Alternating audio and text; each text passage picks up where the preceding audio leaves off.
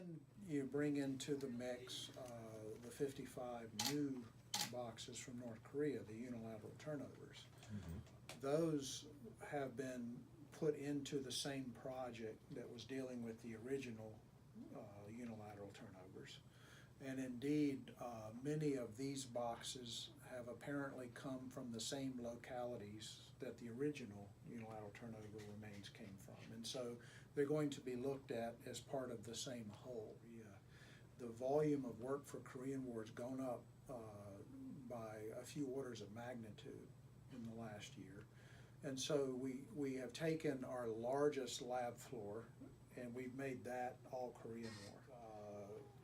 In 2016, we made 164 IDs. In 2017, we made 201 IDs. This year, we're on target to exceed 201 IDs.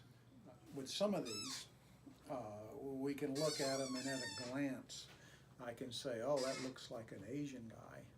Or at a glance, I said, that looks like an African-American person. Because of the bone structure?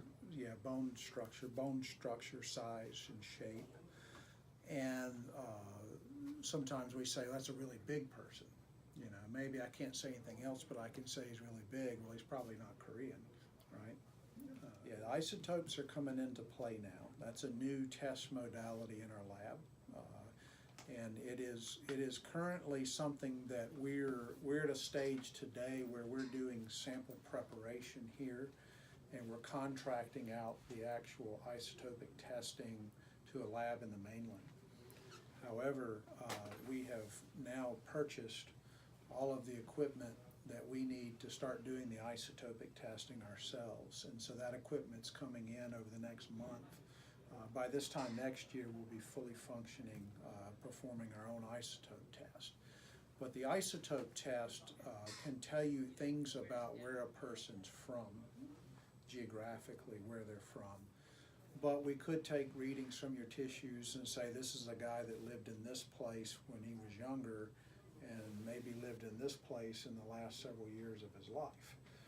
And that's very helpful.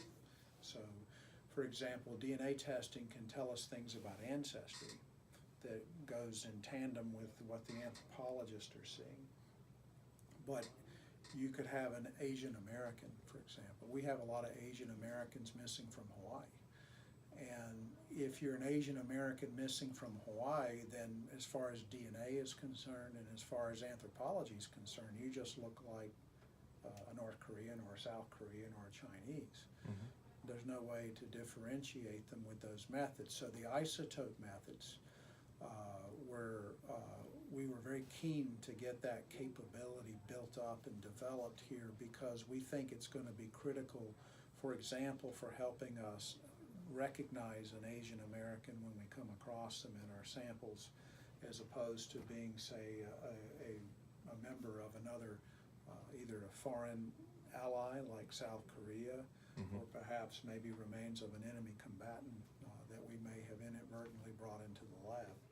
And, you know, we know that we have to step up our pace beyond where we are today to really give those families some hope